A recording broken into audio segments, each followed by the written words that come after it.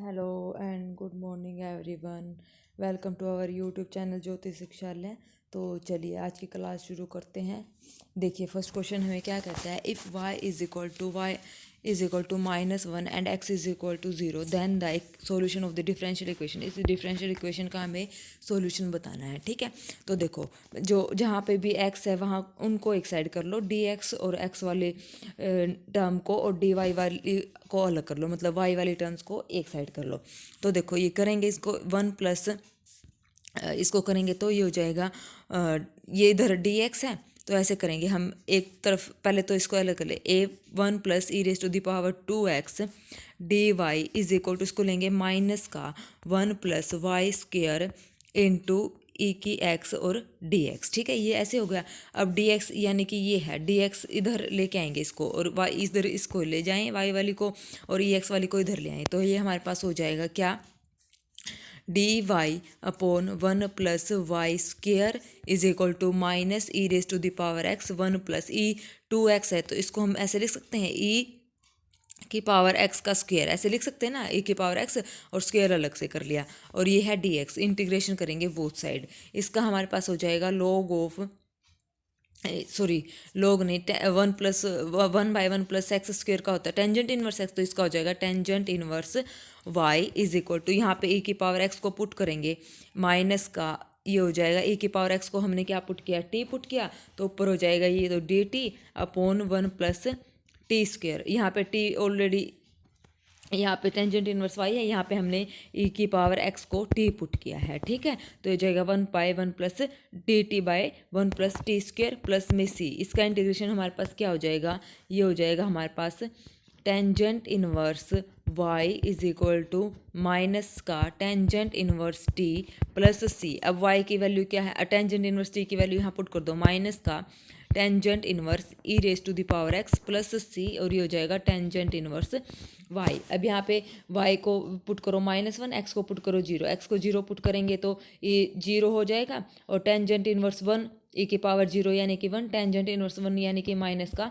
ये हो जाएगा π/4 प्लस सी। और यहाँ पे y -1 पुट करेंगे टेंजेंट इनवर्स की वैल्यू, तो यहाँ पे टेंजेंट इनवर्स ये क्या हो जाएगा -1, तो ये भी -π/4 और ये -π/4, तो प्लस सी की वैल्यू हमारे पास क्या आ गई 0, यहाँ पुट कर दो सी की वैल्यू 0, तो आंसर क्या आएगा tangent inverse y plus tangent inverse E raise to the power x, उधर माइनस का तो इधर आके प्लस का। ठीक है, फर्स्ट ऑप्शन हमारा क्या हो जाएगा, करेक्ट हो जाएगा। ठीक है, चलिए next question, the differential equation of y is equal to, अब हमें इस डिफरेंशियल इक्वेशन का सॉल्यूशन बताना है। देखो सब में डबल डेरिवेटिव कर रखा है तो हम भी क्या करेंगे, सबसे पहले इसका डबल डेरिवेटिव निकालेंगे।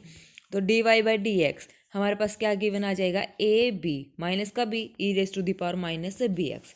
आ गया इतना समझ में, तो यहाँ से D Y by D X को हम कैसे लिख सकते हैं, माइनस ऑफ बी, तो as it is A E raise to the power minus B X की वैल्यू क्या है वाई, तो यहाँ से इसकी वैल्यू पुट करेंगे y, तो यहाँ से D Y by D x की वैल्यू हो जाएगी माइनस बी वाई और y को इधर लेके आएंगे, तो y को अगर हमने इधर लेके आए तो ये 1/y d Y by D x, ये तो हो गए हमारे पास माइनस बी की वैल्यू। ठीक है, अब अगेन दोबारा डेरिवेटिव करेंगे d2y by D x to, तब हमारे पास वो क्या आ जाएगा, इसका दोबारा डेरिवेटिव किया था तो ये minus a b square e raise to the power minus B x और एक माइनस आ जाएगा तो प्लस का ये वैल्यू आ जाएगी। तब दोबारा करेंगे तो ये हमारे पास किसके इक्वल है, ये तो y के इक्वल है। बी स्क्र की वैल्यू हमें अभी निकाल ली है तो ये हो जाएगी, यानी कि 1/y square d Y by D x का होल स्क्र हो जाएगा, स्क्र करेंगे तो ये हो जाएगा 1/y, y से y कैंसिल, y इधर आ जाएगा। ऑप्शन देखो second, y d square y by D x square is equal to d Y by D x का होल स्क्र। ठीक है, आ गया समझ में कैसे करना है। चलिए next question, if the straight line y is equal to m x lie outside the circle, straight line है हमारे पास कोई गिवन और सर्कल के बाहर लाइट, मतलब ये स्ट्रेट लाइन है और ये कहाँ लाई करती है हमारे पास, सर्कल के बाहर, यानी कि ये सर्कल है, सर्कल के बाहर है। ठीक है, then the value of m की वैल्यू बतानी है। ठीक है, m की वैल्यू हमारे पास क्या होगी, तो ये स्ट्रेट लाइन है y is equal to m x, तो इसको लिखा y is equal minus m x is equal to 0, ये कुछ इस प्रकार से होगी। और इसका सेंटर हमारे पास क्या आएगा, सर्कल का सेंटर सभी को निकालना ही आता है, तो सर्कल का सेंटर है O, तो इसका सेंटर आ जाएगा 0 और 10। ठीक है। सर्कल का सेंटर आ गया 0, क्योंकि जो ये होता है ना हमारे पास सर्कल की इक्वेशन क्या होती है, x² + y² + 2gx + 2fy + c। ठीक है, तो g और f का कोफिशिएंट क्या होगा, हाफ और विद नेगेटिव साइन। तो यहाँ पे x का कोफिशिएंट है नहीं तो 0, y का कोफिशिएंट क्या -20, तो -20 का एक और माइनस साइन आएगा तो प्लस का, और इसका हाफ करेंगे तो यानी कि 10। ठीक है, 0,10। r हमें पता ही है, r हम कैसे निकालते हैं, √g² + f² - c। तो यहाँ पे g तो 0 है, 10 का स्क्वायर यानी कि 100 माइनस का 90, तो यानी कि कितना आ गया, √10। r की वैल्यू हमारे पास क्या आ गई, √10 आ गई। ठीक है, अब हमें पता है, अगर किसी ने मेरी सर्कल के चैप्टर की वीडियो देखी है तो मैंने बताया था जब कोई लाइन सर्कल के बाहर हो तो क्या मतलब, ये ऐसे लाइन हो हमारे पास कोई भी, ये मान लो ये हमारे पास आर है और ये हमारे पास ओ है और ये लाइन हमारे पास बाहर है ओ पी, तो इसका मतलब जो लाइन बाहर की तरफ है यानी कि O P is greater than R होता है ना, O P is greater than क्या होगी, आर होगी, जब जब हमारे पास कोई पॉइंट सर्कल के बाहर लाई करता है। तो सेम ऐसे ये चलेगी, ये लाइन सर्कल के बाहर है तो ऑब्वियस सी बात है, ये पॉइंट मान लो पी, तो O P is greater than R, तो ओ पी क्या रहेगी, ग्रेटर देन आर रहेगी। तो अब यहाँ से निकालो ओ पी का डिस्टेंस क्या आ जाएगा, ओपी का डिस्टेंस हमारे पास सेंटर पॉइंट क्या थे, 0,10। ठीक है, ये हमारे पास सेंटर पॉइंट थे और ये इस पॉइंट से हमारे पास जो लाइन थी ये थी पी। तो यहाँ पे ये इस लाइन पे परपेंडिकुलर है तो ये इसका मतलब ये पॉइंट इसको सेटिस्फाई करेंगे, तो यहाँ से इसका डिस्टेंस फॉर्मूले से निकालेंगे तो ये हो जाएगा 0 माइनस यहाँ पे पुट करेंगे तो ये क्या हो जाएगा हमारे पास 10 इसका मोड डिवाइड बाय √ इसका y का यानी कि 1 का स्क्वायर प्लस m का square is greater than equal to r। r हमारे पास कितना था, r हमारे पास कितना है, √90 है, तो ये हो जाएगा हमारे पास, सॉरी √10। आगे इतना समझ में। अब यहाँ से इसको सोल्व करो, ये हो जाएगा 10/m² + 1 का स्क्वायर ग्रेटर देन हमारे पास क्या हो जाएगा, ये क्या है, √10 हो जाएगा। ठीक है, √10 हो जाएगा। अब इसको एलसीएम लेके इसको इधर ले आएंगे तो इसको सोल्व करेंगे तो हमारे पास जो इक्वेशन आएगी वो आएगी 10m का स्क्वायर लेस देन 90, तो m² इज लेस देन हमारे पास क्या आ जाएगा, 9। दोनों तरफ स्क्वायर बोथ साइड करेंगे तो मतलब स्क्वायर ऑपरेट करेंगे तो ये तो हो जाएगा हमारे पास मोड। ठीक है, ये इस टाइप से खुलता है। एक मिनट बेटा, ये इस टाइप से m² इज इक्वल टू हमारे लेस देन इक्वल टू हमारे पास 9 आया ना, तो m² स्क्वेयरिंग बोथ साइड करेंगे तो हमारे पास ये क्यूबिक मतलब स्क्वायर रूट करेंगे ना बोथ साइड, तो हमारे पास √ में ऐसे करते हैं स्क्वायर रूट। तो अब देखो ये इससे कैंसिल हो जाएगा, लेकिन ये वेरिएबल है, ये प्लस भी हो सकता है और माइनस भी, तो यहाँ पे हम लिख देंगे यहाँ पे मोड m, और ये लेस देन है, ये हमारे पास क्या आ जाएगा, 3 आ जाएगा, 9 का क्या हो जाएगा, 3। तो अब देखो यहाँ से हमारे पास मोड m इज़ क्या हो गया, लेस देन 3। तो देखो फर्स्ट ऑप्शन हमारा करेक्ट हो गया। अगर कई बच्चे इसको सीधा ऐसे कर देते ना, इम्प्लाइज करके स्केयर इधर ले आते सीधा, तो m इज़ लेस देन क्या कर देते हैं यहाँ पे आप बच्चों, +-3 कर देते, या m इज़ कई बच्चे कर लेते हैं m इज़ लेस देन 3, तो यहाँ पे सेकंड ऑप्शन ट्रू कराते, लेकिन ऐसा नहीं होगा, ये हमेशा ऐसे खुलता है। अगर किसी वेरिएबल के ऊपर स्क्वायर है ना और ये लेस देन ग्रेटर देन की कंडीशन में है, तो एक बात याद रखना, अगर बोथ साइड स्क्वायर ऑपरेट करोगे ना तो मोड में आ जाएगा वो, जब वो उसका हम स्क्वायर रूट ख़त्म करेंगे ना, मतलब उसकी स्क्वायर की वैल्यू जब हम ख़त्म करेंगे स्क्वायर रूट ऑपरेट करके, तो वहाँ पे मोड कंपल्सरी आएगा। तो ये बात आप हमेशा याद रखना है। ठीक है, ये इंपॉर्टेंट टॉपिक है। ठीक है, और ये बात आपको याद रखनी है। ठीक है, इस क्वेश्चन की क्या थी, तो इसलिए इसका ऑप्शन क्या हो गया, 1। अगर कई बच्चों को ये नॉलेज में नहीं रहती तो वो बच्चे सेकेंड ऑप्शन इसका ट्रू करके आते। ठीक है ना, तो ऐसा नहीं होगा, इसका होगा फर्स्ट ऑप्शन ट्रू हो जाएगा। ठीक है, चलिए नेक्स्ट क्वेश्चन हमें क्या कहता है, नेक्स्ट क्वेश्चन हमें कहता है if the unity of the matrix is 1, unity नहीं आएगा बेटा, यहाँ पे आएगा nullity, nullity of the matrix is 1, then the value of k की वैल्यू हमें बतानी। नलिटी कल मैंने आपको बताया था, रैंक टी प्लस नल टी किसके इक्वल होती है, डायमेंशन ऑफ वी के इक्वल होती है। तो यहाँ पे नलिटी की वैल्यू कितनी दे रखी है, 1। ये रैंक टी हमारे पास कितना है नहीं, निकालेंगे। डायमेंशन ऑफ वी हमारे पास क्या है, डायमेंशन क्या होगी, इस मैट्रिक्स का जो ऑर्डर होगा वो डायमेंशन होगी। 3x3 की मैट्रिक्स तो इसकी डायमेंशन होगी 3। तो रैंक ऑफ टी हमारे पास कितना आ गया, 3 - 1 यानी कि 2।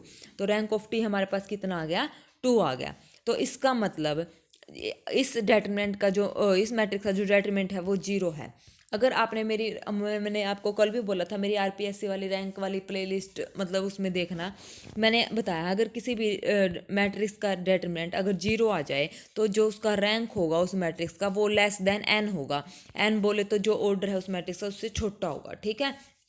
तो अब यहाँ पे देखो इस मैट्रिक्स का डिटरमिनेंट 0 है, क्यों? क्योंकि हमें पता है कि जो इस मैट्रिक्स का रैंक आया है वो कितना आया है, 2 आया है। तो इसका मतलब इस मैट्रिक्स का रैंक 2 आया है, तो 3x3 ऑर्डर मैट्रिक्स का तो हमारे पास रैंक क्या है, 0 है। तो जब इसका डिटरमिनेंट निकाल लेंगे, डिटरमिनेंट ऑफ ए अगर इक्वल टू 0 रखेंगे तब हमें के की वैल्यू मिल जाएगी। तो इसका डिटरमिनेंट निकाल के इसको सोल्व करेंगे तो हमारे पास जो के की वैल्यू आएगी वो हमारे पास आएगी -1 आएगी, ठीक है। आगे समझ में कैसे करना है, चलिए next. If f2 is equal to 4 and f-2 is equal to 1 then limit x approaches to 2। हमारे पास क्या गिवन है, x f2 minus 2f(x) upon x minus 2, ये हमारे पास गिवन है। तो यहाँ पे लिमिट पुट करेंगे, सबसे पहले x अप्रोचेस टू 2 गिवन है तो लिमिट x अप्रोचेस 2 पुट करो, 2 इंटू f2 की वैल्यू कितनी है 4 माइनस 2 इंटू एफ एक्स अपना कितना है 2, तो डिवाइडेड बाय 2 माइनस 2। तो ये f2 की वैल्यू कितनी थी 4, 4 दूनी 8, 4 दूनी 8 यानी कि 8 माइनस 8 अपॉन 2 माइनस 2, तो 0/0 फॉर्म बनेगी। तो यहाँ पे हम लगाएंगे L hospital rule, L hospital rule. तो एल हॉस्पिटल रूल यहाँ पे लगाएंगे तो ये हो जाएगा लिमिट x अप्रोचेस टू 2, तो ये हो जाएगा x का 1 यानी कि f2 माइनस 2 कॉन्स्टेंट है तो f(x) का f'(x) नीचे क्या हो जाएगा 1, ठीक है। x का 1 और 2 का 0, तो f2 की वैल्यू पुट करो 4 माइनस 2 f'(x) की वैल्यू यानी f'(2) की वैल्यू क्या है 1, तो 4 में से 2 गए 2, यानी कि इसका क्या आंसर आ जाएगा 2 आंसर हमारे पास इसका करेक्ट हो जाएगा, यानी कि फर्स्ट ऑप्शन इसका करेक्ट हो जाएगा, ठीक है। चलिए next question. If normal at any point P of A common catenary, ठीक है। कल या परसों वाली क्लास में हमने क्वेश्चन आया था कि कॉमन कैटेनरी क्या होता है। कॉमन कैटेनरी अगर किसी ने याद किया हो तो वो क्वेश्चन क्या होगा, इसकी इक्वेशन क्या थी, common catenary is equal to cos hyperbolic x by C, ठीक है। इस टाइप से थी कॉमन कैटेनरी की हमारे पास जो इक्वेशन थी। तो देखो अभी यहाँ पे इसने बोला है जो कॉमन कैटेनरी है meets the directrix at Q and P is the radius of curvature of catenary at P, then P Q is equal to. तो पी क्यू को बताना है किसके इक्वल होगी, ठीक है। देखो ये कुछ इस टाइप से बनेगा, इसकी कॉमन करने की मतलब पी क्यू बताना वो क्या होगा। तो हमारे पास देखो ये हमारे पास एक्सिस है, ये हमारे पास वाई एक्सिस हो गया, ठीक है। इसके ऊपर इस टाइप से कॉमन कैटेनरी बनती है, मतलब ठीक है।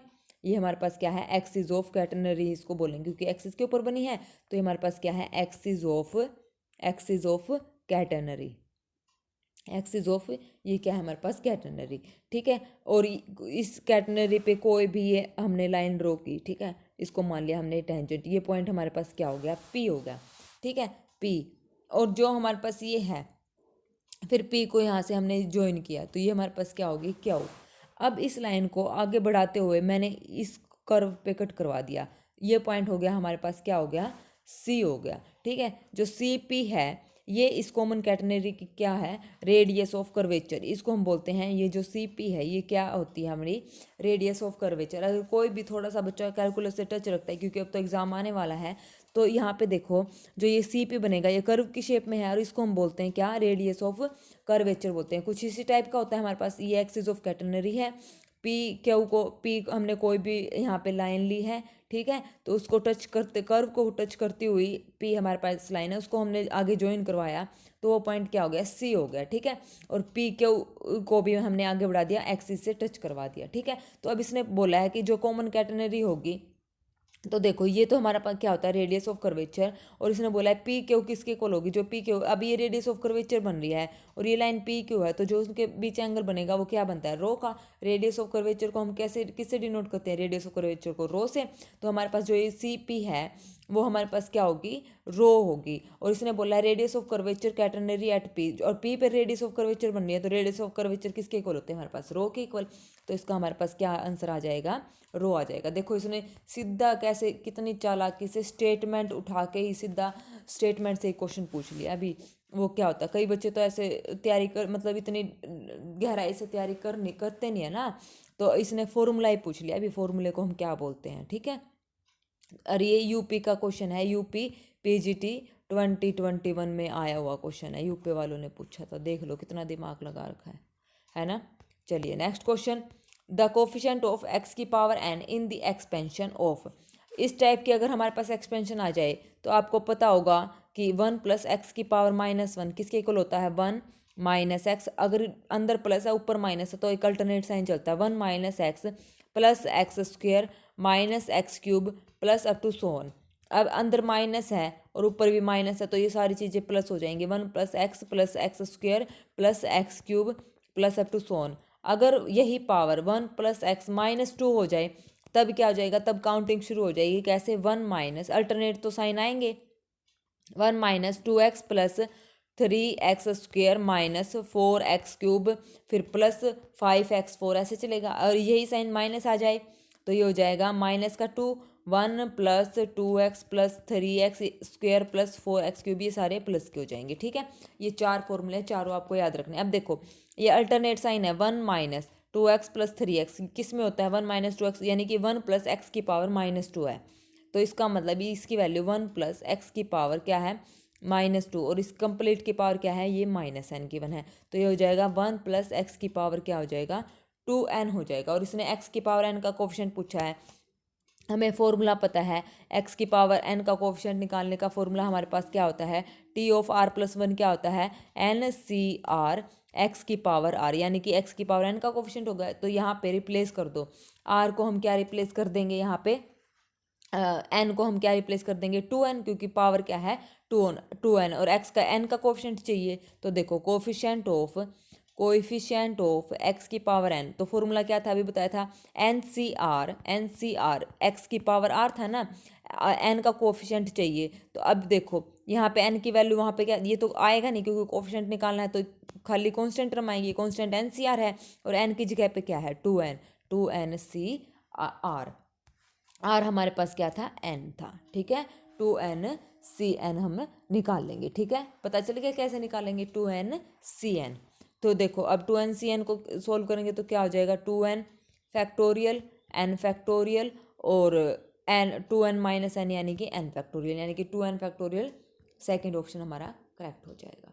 ठीक है, आ गया समझ। तो कोफिशिएंट निकालेंगे तो 2NCN, वो था ना हमारे पास।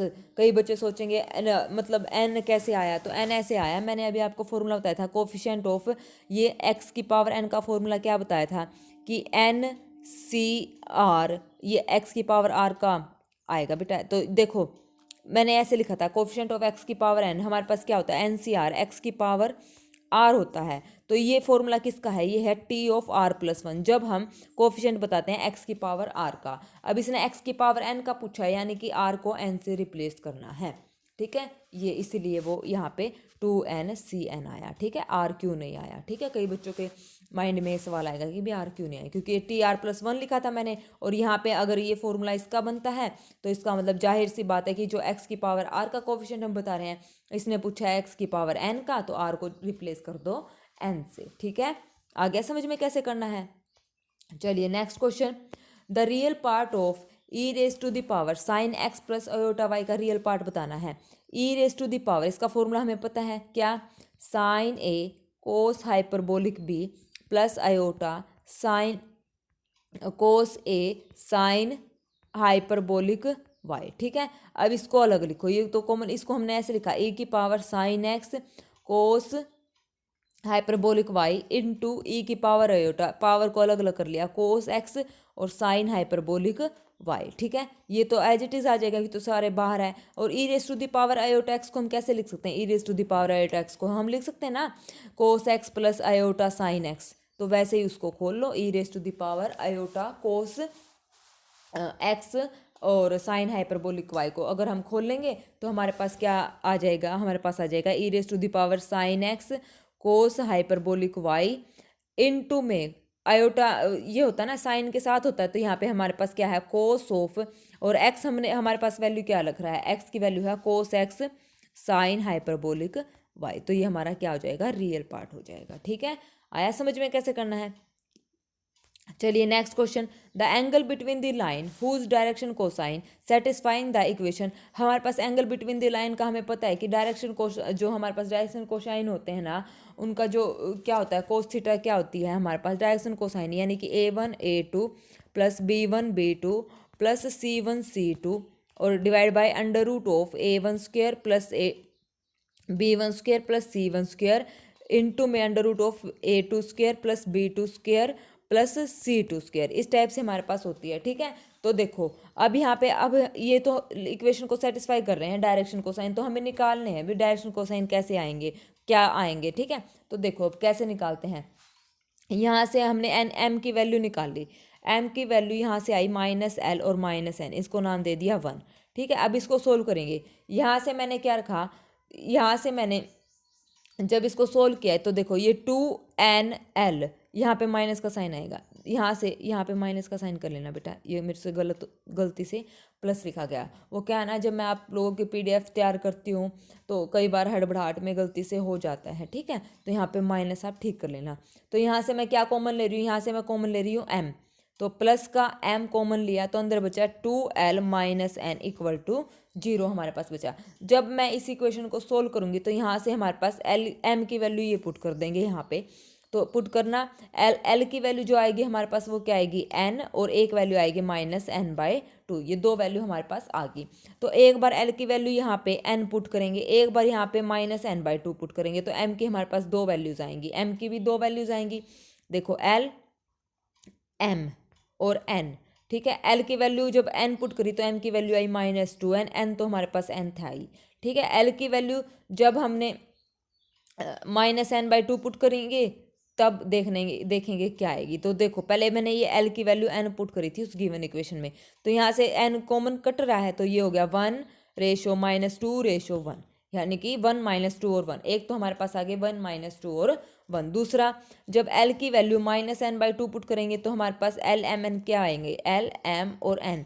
L -N/2 पुट करा है, M उस इक्वेशन में पुट करेंगे तो M की वैल्यू -N/2 आ जाएगी और N हमारे पास N है, यहाँ से भी N कॉमन, 2 LCM ले लो, 2 से कैंसिल, माइनस से कैंसिल, तो ये हो गया 1 1 और ये हो जाएगा -2। ठीक है, तो अभी एक आ गया 1 1 -2, एक हमारे पास क्या आया था 1 -2 और 1, और दूसरा हमारे पास क्या आया है 1 1 -2, ये हमारे पास आ गया। अब वैसे ही कोस थीटा हमारे पास क्या आ जाएगा, ये हो जाएगा ऊपर -3 इन दोनों की प्रोडक्ट और स्क्वायर रूट करेंगे तो ये हो जाएगा 6, तो यानी कि -1/2। और cos theta is equal to cos inverse -1/2, ये किस पे होता है, कोस इनवर्स -1/2 होता है हमारा 180 डिग्री पे। ठीक है, 180 डिग्री, तो इसका हमारे आंसर आ जाएगा थर्ड ऑप्शन 180 डिग्री। ठीक है, आगे समझ कैसे करना है। Next question, the value of this, ये बहुत ही इजी क्वेश्चन है।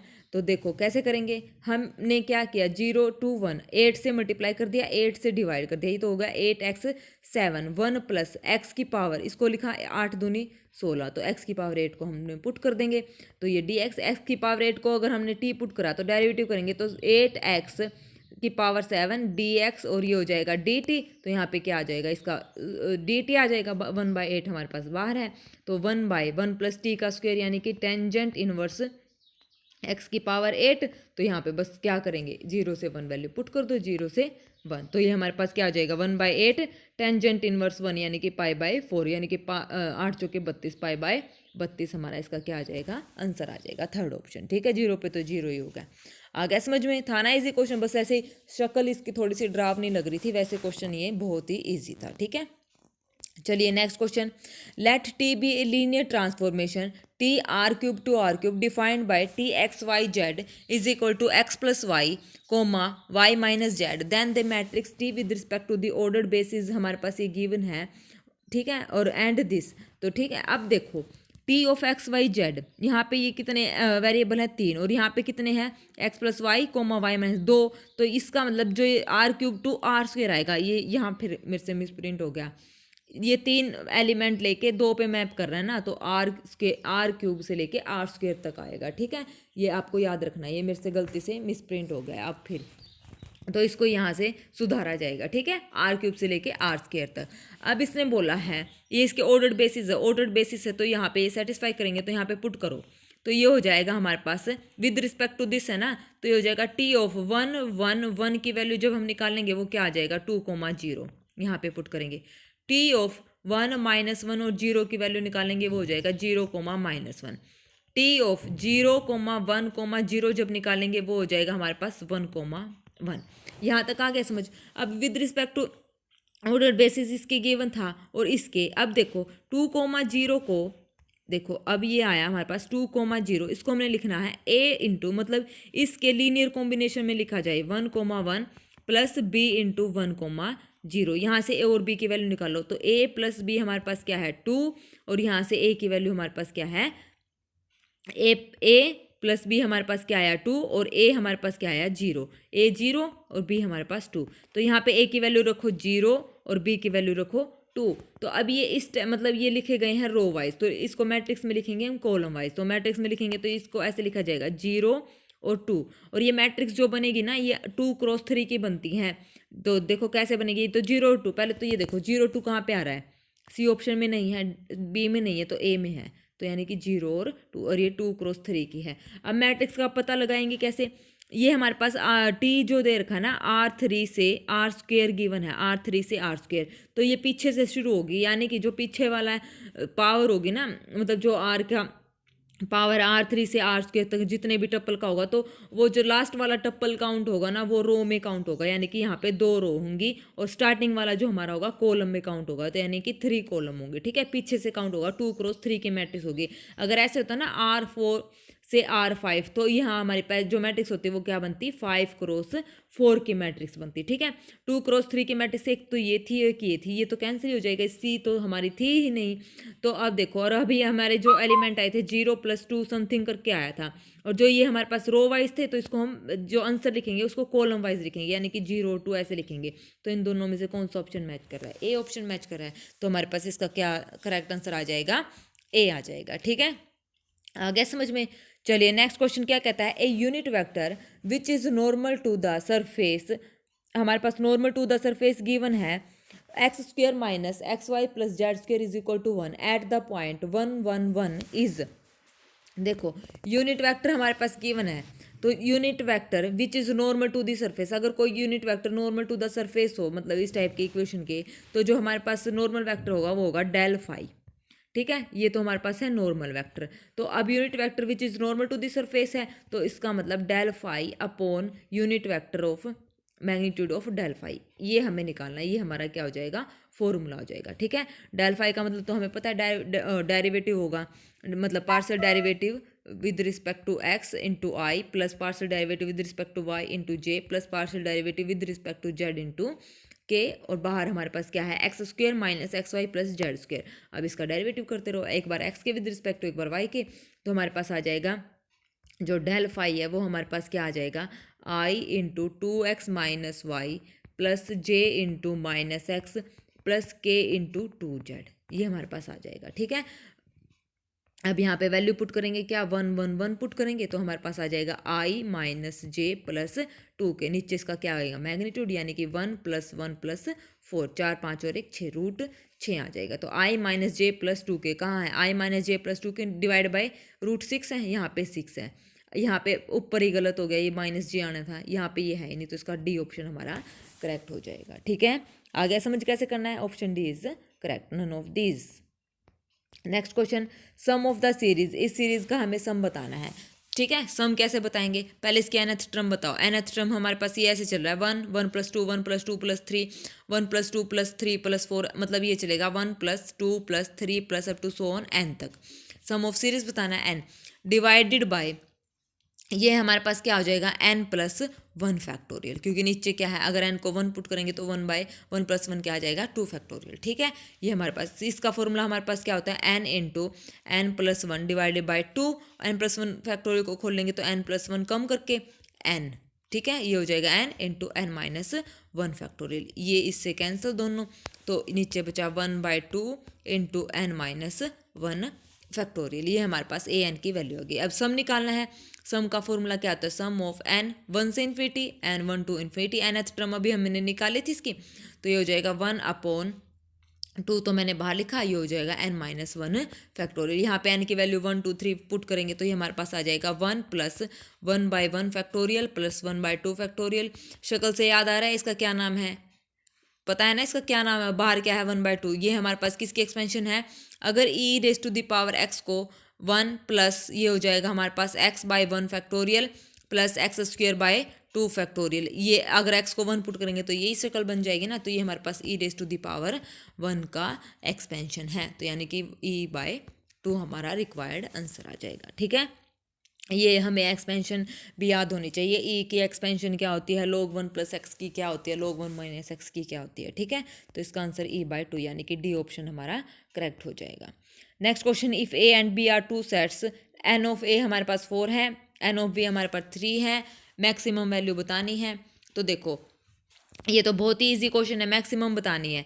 तो देखो मैक्सिमम कैसे बताएंगे, ए हमारे पास सेट है उसमें टोटल 4 एलिमेंट है, बी हमारे पास सेट है उसमें टोटल 3 एलिमेंट है, और इनके इंटरसेक्शन में सबसे ज़्यादा एलिमेंट कौन से आएंगे, सबसे ज़्यादा मैक्सिमम तो 3 ही आएगा, 4 तो आएंगे नहीं ना, क्योंकि इंटरसेक्शन में तो क्या होता है कॉमन निकलेंगे, तो 4 कैसे लेंगे, क्योंकि बी में तो हमारे पास 3 है, तो मैक्सिमम से मैक्सिमम यहाँ पे क्या होंगे 3 होंगे, तो इसका आंसर आ जाएगा 3। ठीक है, next question, if the normal to curve y is equal to fx at the point a b makes an angle 3π/4 with positive axis then f dash a is equal to. अब हमारे पास बताना है कि जो normal curve का जो normal है वो पॉइंट ए बी पर एंगल बना रहा है 3π/4। तो नॉर्मल जो हमारे पास क्या होती है, नॉर्मल तो स्लोप होती है, तो यानी कि स्लोप निकालेंगे इसकी स्लोप हमारे पास क्या गिवन है, टेंजेंट एंगल कितना है 3π/4, तो ये हो जाएगा टेंजेंट ऑफ, इसको 3π/4 को लिख सकते हैं π/2 प्लस π/4। टेंजेंट 90 प्लस थीटा क्या होता है, माइनस टेंजेंट थीटा ही होता है, यानी कि माइनस टेंजेंट π/4 यानी कि -1। तो स्लोप हमारे पास क्या आ गई -1, नॉर्मल पूछा ना, और नॉर्मल स्लोप की वैल्यू आ गई हमारे पास -1। तो यहाँ से dy/d slope normal to the slope हमारे पास ये कर्व है, नॉर्मल टू द कर्व, तो नॉर्मल हमारे पास क्या है, normal of the to the slope हमारे पास फॉर्मूला होता है -dx/dy, जो हमारे पास टेंजेंट होती है ना स्लोप की, जो टेंजेंट स्लोप ऑफ टेंजेंट जो होता है वो क्या होता है dy/dx होता है, और टेंजेंट का नॉर्मल निकालेंगे तो नेगेटिव साइन के साथ उसका क्या करते हैं, रेसिप्रोकल करते हैं। ये हमारा 11th क्लास का कंसेप्ट है। ठीक है, स्लोप वाला। तो देखो ये हो गया normal to the slope -dx/dy, तो इसका करेंगे y का dy/dx करा तो f डैश x आया, माइनस नेगेटिव साइन के साथ इसको ऑपरेट करेंगे, मतलब इसको रेसिप्रोकल करेंगे तो -1/f डैश x आ जाएगा। ठीक है, और इसकी वैल्यू अभी हमने निकाली थी, dy/dx की वैल्यू क्या थी -1, तो dx/dy भी वहाँ हमारे पास क्या आ जाएगा -1, माइनस माइनस क्या हो जाएगा +1 हो जाएगा। ठीक है, एक माइनस से ये माइनस हमारे पास क्या हो गया, कैंसिल आउट हो गया। तो यहाँ से f डैश ए की वैल्यू पुट करेंगे तो f डैश ए इधर आके इज इक्वल टू ये हमारे पास क्या हो जाएगा f डैश ए, यहाँ पे इसकी वैल्यू अभी हमने निकाली थी क्या थी -1, तो ये हो जाएगा हमारे पास f dash a is equal to इसकी वैल्यू -1, तो f डैश ए की वैल्यू हमारे पास क्या आ गई -1। एक इसी की निकालनी थी, आगे ना समझ में, स्लोप इक्वल रखनी है, नॉर्मल निकालनी है, एंगल हमारे पास गिवन है, आगे समझ में, तो इसका सेकंड ऑप्शन हमारा करेक्ट हो जाएगा। ठीक है, next question, if A and B throw a dice the probability that A's throw is greater than B's throw. A die हमें रिक्वायर्ड प्रोबेबिलिटी हमारे पास क्या होगी, टोटल कितने केस बनेंगे, 36 केस बनेंगे, क्योंकि ए और बी ने डाई थ्रो करी है तो 6 और 6 36। ठीक है, तो the probability that A throws is greater than B's throw, जो प्रोबेबिलिटी होगी ए की ज़्यादा होगी किससे, हर बार बी के थ्रो से। ठीक है, तो देखो ए हमारे पास ये है, बी अगर ए ने डाइस फेंकी तो 2 आया तो बी का उससे कम आएगा, क्योंकि इसने बोला है ए की ग्रेट रहेगी तो बी का उससे कम। 3 किया तो बी का आ सकता है 1 बी और 2 बी, 4 करेंगे तो बी का आ सकता है 1 2 और 3, 5 करेंगे तो बी का 1 2 3 और 4, और 6 करेंगे तो कितना आएगा 1 2 3 4 और 5। अब देखो 2 किया तो तब 1 आया, तो यानी कि 1 कितना केस बना 1। 3 किया तो जब इसकी प्रोबेबिलिटी आई एक या तो 1 या तो 2, यानी कि 3 1 या 3 2, तो कितने यहाँ से बने 2 केस, यहाँ से बने 3 केस, यहाँ से 4, यहाँ से 5, तो इन सबको ऐड कर दो, 5 और 4 9 और 1 10 और 3 13 14 15, यानी कि 15/36। इसको काटेंगे पीटेंगे तो हमारे पास आ जाएगा आंसर ऑप्शन 3 5/12। ठीक है, आ गया समझ में। Next question, let a and b be 2 unit vectors. Unit vectors हमारे पास गिवन है, ए यूनिट वेक्टर यानी कि 1 और बी हमारे पास कितना है 1। एंगल बिटवीन दैम थीटा इनके बीच का एंगल है will be the following of cos theta by 2। तो इनमें से हमें कौन सा कोस थीटा बाय 2 आंसर देगा। तो इसमें क्या करेंगे हम ऑप्शन से ही चेक करेंगे। ठीक है, ऑप्शन से कैसे चेक करेंगे, कोई भी रैंडमली एक ऑप्शन उठा के उसका स्क्वायर रूट करके देख लो क्या आएगा। तो देखो पहले कोस थीटा हमारे पास क्या होता है, मैग्नीट्यूड ऑफ ए इंटू ये b, a vector into b dot vector b vector, magnitude of a और मैग्नीट्यूड ऑफ बी। तो यहाँ से हमारे पास इसकी वैल्यू तो 1 है, तो कोस थीटा की वैल्यू हमारे पास क्या आ जाएगी, ए इंटू बी। ये तो हमारे पास आएगी कोस थीटा की वैल्यू, ये आगे यूज़ होगी। ठीक है, तो अब देखो ये फर्स्ट ऑप्शन मैं ले रही हूँ। तो ये फर्स्ट ऑप्शन देखो, इसमें पहले मैं सीधा ये ले रही हूँ, इसने बोला ए प्लस बी और ए माइनस बी, तो मैं ए प्लस बी वाला उठा रही हूँ। तो देखते हैं क्या आता है। इसका स्क्वायर करेंगे तो ये हो जाएगा a square plus magnitude of b square plus 2ab। ये तो 1 है, यानी कि 2 + 2 ए बी की वैल्यू अभी निकाली थी हमने, क्या आई थी, ये ए बी, और ये हो जाएगा हमारे पास यहाँ से ए बी की वैल्यू क्या आई थी, कोस थीटा। ये हो गया कोस थीटा, 2 कॉमन लेंगे, 1 + कोस थीटा। 1 + कोस थीटा का फॉर्मूला होता है 2 इंटू ये इसका होता है 2 cos square theta by 2, 2 cos square theta by 2। तो ये 2 दूनी क्या हो गया 4 cos square theta by 2। Squaring करेंगे बोथ साइड, तो ये हो जाएगा a plus b is equal to, ये हो जाएगा 2, ये हो जाएगा कोस थीटा बाय 2, 2 यहाँ पे आ जाएगा, अपोन में क्या आ जाएगा 2, और इज इक्वल टू क्या हो जाएगा कोस थीटा बाय 2 हो जाएगा। तो इसका मतलब हमारे पास क्या है, ए प्लस बी बाय 2 जो वैल्यू है वो कोस थीटा बाय 2 दे रही है। ठीक है, तो इसमें सी ऑप्शन हमारा क्या हो जाएगा, करेक्ट हो जाएगा। ठीक है, आ गया समझ में कैसे करना था। पहले सीधा मैंने ए प्लस बी का ही स्क्वायर रूट को खोला है। ठीक है, तो वहीं से हमें ऑप्शन मिल गया। अगर ना मिले तो फिर ए माइनस बी का करके देखते। ठीक है ना, तो हमारा क्या आंसर आ गया, ए प्लस बी बाय 2। ठीक है, चलिए next question, solution of the trigonometric equation. इस ट्रिग्नोमेट्रिक इक्वेशन का सॉल्यूशन बताना है, ये भी इजी है। 5 कोस स्क्वायर एक्स को लिखा 1 minus sine square x plus 7 sine square x minus 6 is equal to 0। इसको सोल्व करेंगे। 5 और 7 कितना हो गया हमारे पास ना, 5 साइन ये हो गया 5 और ये माइनस का 6, तो माइनस का 1। ठीक है, और 5 sine square x plus 7 sine square x, तो minus 2 sine square x is equal to 0। तो 2 साइन स्क्वायर एक्स हमारे पास कितना आ जाएगा 1, 2 sine square x is equal to हमारे पास ये यहाँ पे प्लस आएगा क्योंकि 7 बड़ा है। तो 2 साइन स्क्वायर एक्स कितना आ गया हमारे पास 1 आ गया। तो साइन स्क्वायर एक्स हमारे पास कितना आ गया 1 बाय 2 आ गया। तो यहाँ से देखो साइन स्क्वायर एक्स हमारे पास 1 बाय 2 है, तो 1 बाय 2 को मैं लिख सकती हूँ अंडर रूट ऑफ 2 का स्क्वायर लिख सकती हूँ ना। तो अब हमारे पास एक रिजल्ट है।